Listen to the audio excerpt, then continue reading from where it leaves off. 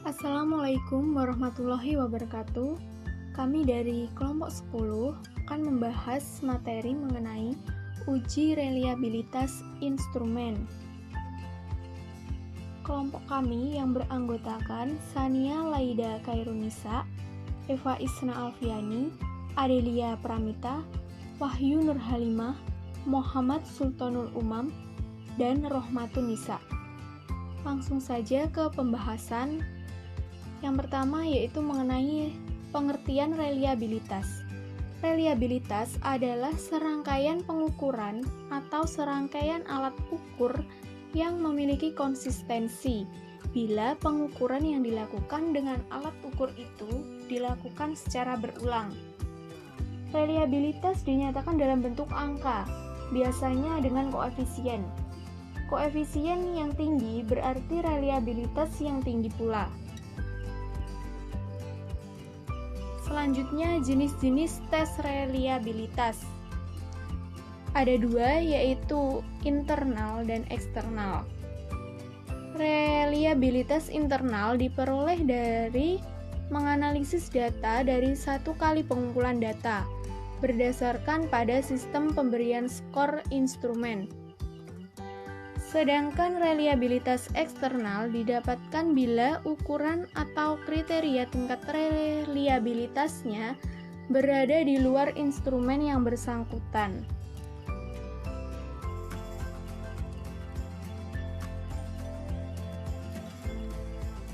Selanjutnya, teknik uji reliabilitas internal. Teknik yang pertama yaitu Spearman-Brown. Teknik ini memiliki syarat, yaitu data yang digunakan merupakan instrumen dengan skor 1-0. Syarat yang kedua, butir pertanyaan berjumlah genap, dengan rumusnya sebagai berikut. Yang kedua, Flanagan. Teknik ini mempunyai syarat, yaitu data yang digunakan merupakan instrumen dengan skor 1. Dan butir pertanyaan berjumlah genap, dengan rumusnya sebagai berikut. Lalu teknik yang ketiga, Rulon. Teknik Rulon ini mempunyai syarat data yang digunakan merupakan instrumen dengan skor 1 dan 0, dan butir pertanyaan berjumlah genap, dengan rumusnya seperti itu. Dan teknik yang keempat adalah Kuder-Richardson. Syaratnya, data yang digunakan merupakan instrumen dengan skor 1 dan 0. Peneliti mempunyai instrumen dengan butir pertanyaan yang valid ganjil. Kemudian, teknik yang kelima yaitu KR21. Syaratnya, data yang digunakan merupakan instrumen dengan skor 1 dan 0. Keenam, yaitu teknik Hoyt, dengan syarat data yang digunakan merupakan instrumen dengan skor 1 dan 0. Dan yang terakhir adalah teknik Alpha, dengan syarat data yang digunakan merupakan instrumen yang skornya bukan 1 dan 0. Misalnya angket atau soal uraian. Selanjutnya, cara menentukan indeks keterandalan. Yang pertama yaitu dengan tes ulang.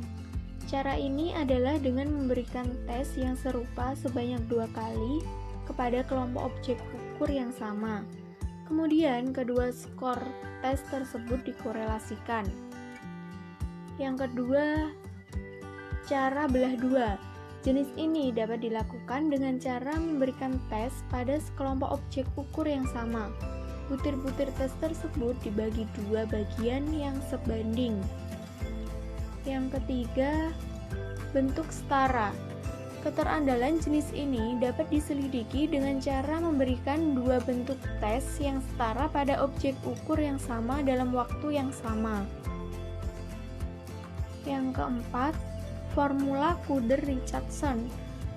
Prosedur ini dapat dilakukan dengan cara menghitung koefisien korelasi setiap butir dalam suatu tes dengan butir-butir lainnya, serta dengan skor tes itu secara keseluruhan atau skor total. Kemudian ada teknik uji reliabilitas eksternal. Yang pertama, teknik paralel. Peneliti menyusun dua instrumen, keduanya diuji cobakan pada sekelompok responden, kemudian hasilnya dikorelasikan dengan korelasi product moment. Teknik ini sering disebut juga dengan teknik double test, double trial. Yang kedua, teknik ulang. Peneliti menyusun satu instrumen yang diujikan pada sekelompok responden. Pada waktu yang lain, instrumen tersebut diberikan kepada kelompok semula untuk dikerjakan lagi. Kemudian hasil dari dua kali pengerjaan tersebut dikorelasikan. Selanjutnya, tujuan dan pentingnya uji reliabilitas. Jadi, uji reliabilitas itu bertujuan untuk menunjukkan konsistensi skor-skor yang diberikan skor satu dengan skor lainnya. Dalam suatu penelitian yang menggunakan metode kuantitatif, kualitas pengumpulan data sangat ditentukan oleh kualitas instrumen atau alat pengumpul data yang digunakan. Suatu instrumen penelitian dikatakan berkualitas dan dapat dipertanggungjawabkan jika sudah terbukti validitas dan reliabilitasnya. Selanjutnya, faktor-faktor yang memengaruhi reliabilitas. Yang pertama yaitu jumlah butir soal. Kedua, ada homogenitas soal tes, waktu yang diperlukan untuk menyelesaikan tes, keseragaman kondisi pada saat tes, kecocokan tingkat kesukaran terhadap peserta tes, heterogenitas kelompok, motivasi individu, dan yang terakhir variabilitas skor. Selanjutnya, potensi daya beda instrumen.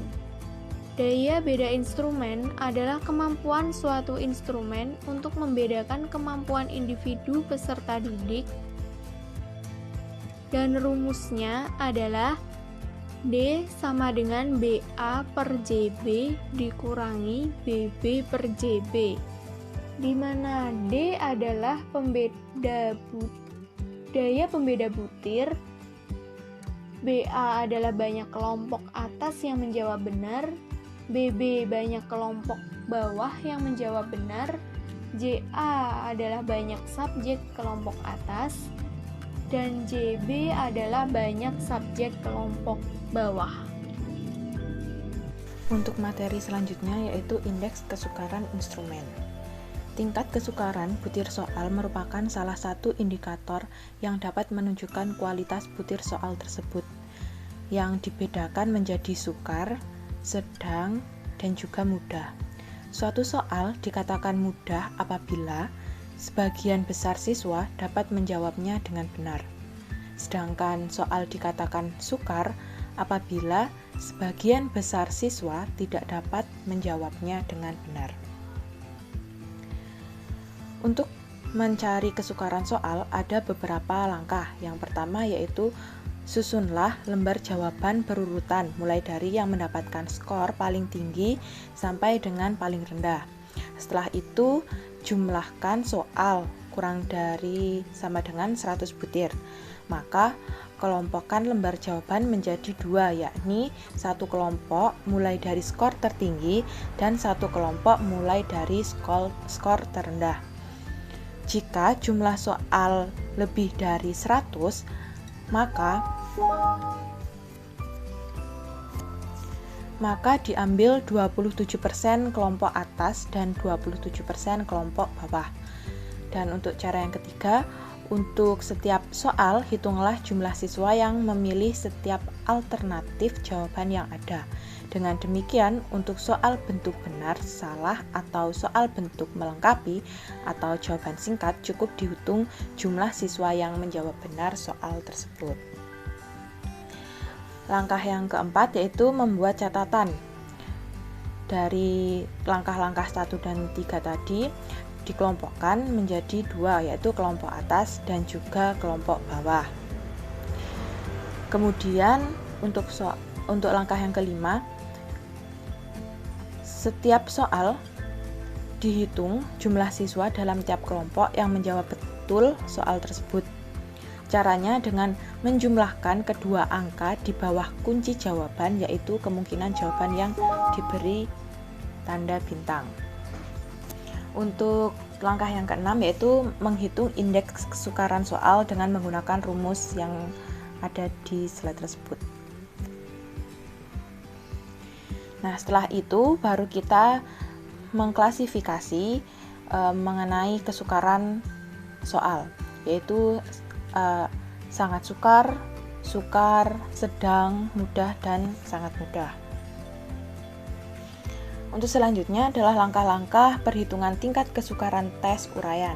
Yang pertama, menentukan nilai B atau jumlah siswa yang menjawab benar. Langkah kedua, menentukan nilai JS, yaitu jumlah skor maksimum. Dan langkah yang ketiga, itu kita misalkan untuk soal nomor 1, misal perhitungkan tingkat kesukaran sebagai berikut. Yang A, B sama dengan 62 dan juga JS-nya 152. Yang B menentukan nilai P sama dengan indeks atau tingkat kesukaran P diketahui sama dengan 0,4079. Nah, langkah keempat, berdasarkan klasifikasi tingkat kesukaran, nilai P sama dengan 0,4079 berada di antara interval nilai 0,30 kurang dari LK dan juga kurang dari sama dengan 0,70. Maka soal nomor 1 memiliki tingkat kesukaran sedang. Dan langkah kelima, untuk nomor 2 dan seterusnya, perhitungkan tingkat kesukaran sama dengan perhitungan tingkat kesukaran soal nomor 1. Lalu selanjutnya ada cara menganalisis tes uraian menurut Whitney dan Sebers. Nah, itu ada langkah-langkahnya. Yang pertama, menentukan jumlah siswa termasuk kelompok atas sebanyak 25%. Lalu langkah kedua, menghitung jumlah skor kelompok atas dan juga skor kelompok bawah. Kemudian langkah ketiga, hitung tingkat kesukaran dan daya beda setiap butir soal dengan rumus P. Selanjutnya, di sini ada contoh menganalisis tingkat kesukaran dan daya beda. Di sini sudah ada soal, yaitu sebanyak 100 siswa dites matematika dengan soal sebanyak 10 soal pilihan ganda dengan alternatif jawaban A, B, C, D, dan E. Nah, setelah ditabulasi, hasil tes tersebut diperoleh data jawaban siswa. Yang seperti tadi, kita kelompokkan dulu dengan kelompok atas, tengah, dan juga bawah. Setelah itu, menghitung tingkat kesukaran. Cara menghitungnya dengan menggunakan rumus P sama dengan B per N. Setelah itu kita dapatkan nilai dari P. Jadi, besar indeks kesukaran soal nomor 1 tadi adalah 0,47. Lalu yang kedua itu menghitung daya beda. Untuk menghitung daya beda itu menggunakan rumus D sama dengan PA min PB. Sehingga diperoleh indeks daya bedanya yaitu 0,30. Nah, dari soal tadi kita dapatkan bahwa tingkat kesukarannya yaitu 0,47 dan tingkat daya bedanya yaitu 0,30 dengan kategori cukup baik. Melihat daya pada tabel yang tadi dapat disimpulkan bahwa alternatif jawaban A, D, dan E perlu diperbaiki. Yang kedua, alternatif A dan E mempunyai beda negatif. Dan untuk yang ketiga, pengecoh A dan E kurang berfungsi sebagai pengecoh yang baik karena kelompok atas yang memilih kedua pengecoh tersebut lebih besar daripada kelompok bawah. Dan yang keempat, pengecoh D perlu diperbaiki karena tidak ada yang memilih. Untuk selanjutnya yaitu rumus uji reliabilitas dengan Excel. Nah, di sini kita memaparkan ada 3 rumus yang dijelaskan, yaitu rumus uji reliabilitas teknik belah 2, lalu ada rumus uji reliabilitas teknik non belah 2, dan juga ada uji reliabilitas tes uraian. Untuk yang pertama, yaitu rumus uji reliabilitas teknik belah 2 atau split half technique. Rumus uji reliabilitas teknik belah 2 ini dilakukan dengan cara membagi tes menjadi 2 bagian yang relatif sama. Sehingga masing-masing tes mempunyai 2 macam skor, yaitu skor yang belahan pertama, yaitu bisa dibagi dengan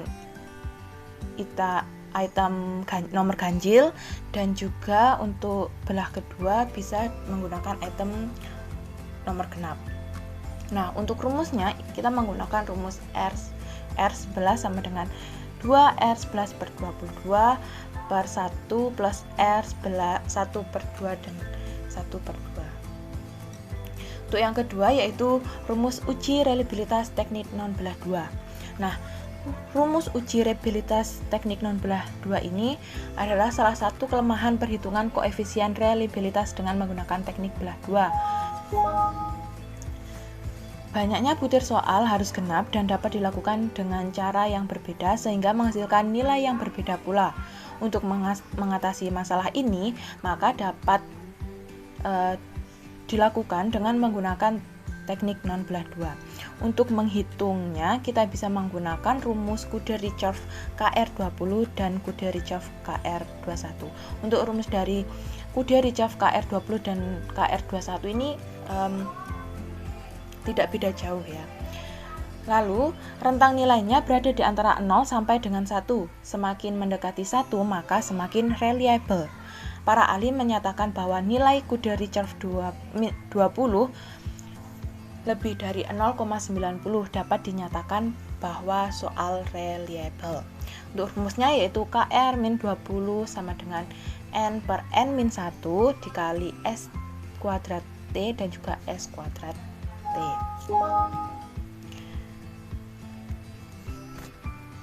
Untuk selanjutnya adalah uji reliabilitas tes uraian.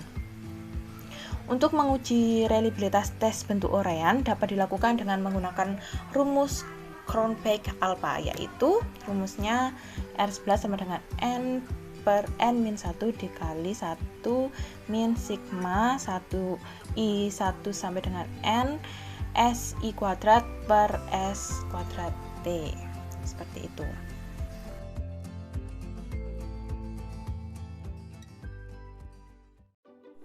Jadi di sini saya mempunyai data siswa, yaitu data hasil nilai matematika yang bentuk instrumennya adalah pilihan ganda. Di sini saya sudah kasih 1 untuk jawaban yang benar dan 0 untuk jawaban yang salah. Jadi bisa diperhatikan sendiri skor total masing-masing. Nah, siswa yang mengikuti ujian ini ada sebanyak 8 orang. Jadi, data yang digunakan ada 8 dan jumlah soal ada 10 butir. Kita akan melihat apakah soal yang digunakan di dalam ini, apakah dia sudah reliabilitas atau tidak, apakah dia reliable atau tidak. Di sini saya menggunakan metode teknik belah 2. Jadi nomor-nomor 10 nomor tadi itu saya bagi menjadi 2, yaitu item ganjil dan item genap. Yang menjadi nomor ganjil tentu 1, 3, 5, 7, dan 9.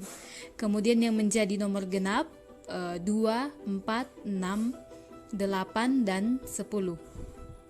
Jadi untuk mengisi kolom ganjil dan kolom genap ini, kita perhatikan berapa banyak nomor ganjil yang dapat dijawab dengan benar oleh siswa dan berapa banyak nomor genap yang dapat dijawab dengan benar oleh siswa.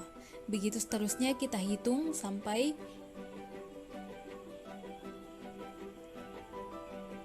terisi penuh sampai ke 8 data.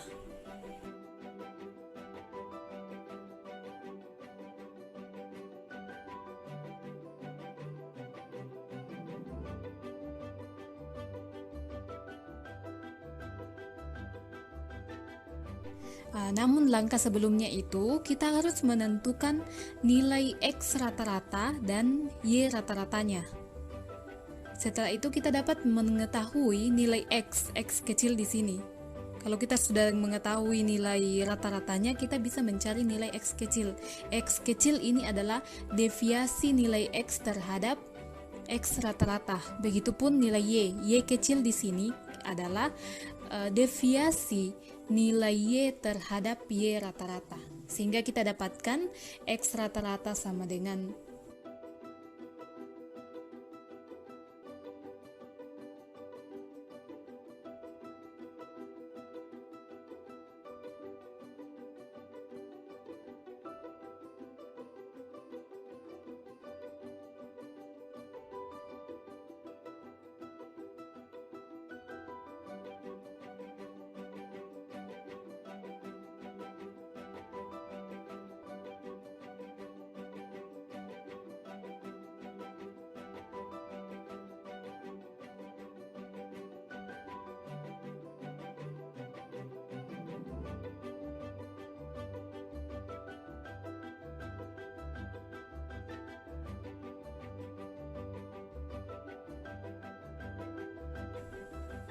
3,125 dan Y rata-rata sama dengan 2,75.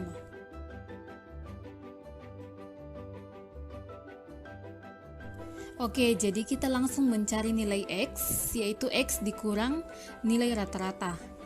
X besar dikurang X rata-ratanya. Jadi kita menggunakan rumus yang ada dalam Excel, kita klik dikurang nilai rata-ratanya. Perhatikan bahwa nilai rata-rata di situ kita kunci sehingga muncul bentuk dolar seperti ini, sehingga nanti ketika dia di-drag dia tidak akan lari. Jadi kita drag seperti ini, maka dia tidak akan lari, nilainya tetap. Begitupun untuk nilai Y nantinya, kita klik Y, 3 dikurang nilai rata-ratanya, 3 dikurang 2,75, lalu kita kunci kembali, kemudian tinggal drag supaya memudahkan dalam perhitungan. Selanjutnya kita mencari X kolom X kali Y. X kali Y itu tinggal menggunakan rumus juga yang ada dalam Excel, itu sama dengan X dikali Y. Hasilnya seperti itu nantinya. Jadi di sini juga kita buat kolom tentang X kuadrat dengan Y kuadratnya. Semua kita menggunakan rumus dalam Excel. Setelah itu kita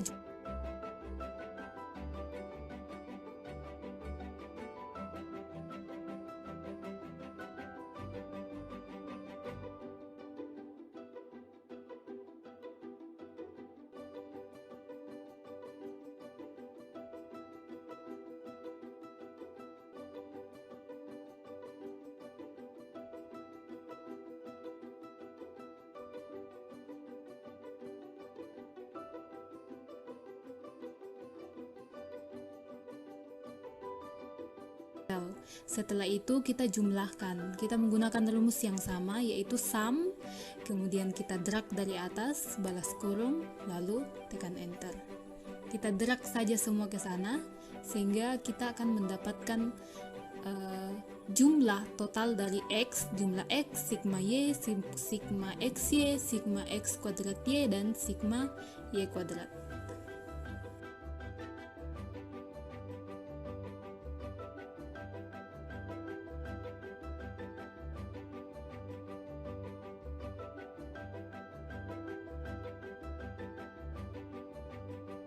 Setelah tabel kita selesai, kita akan pindah bekerja di Word. Kita akan kerjakan Word.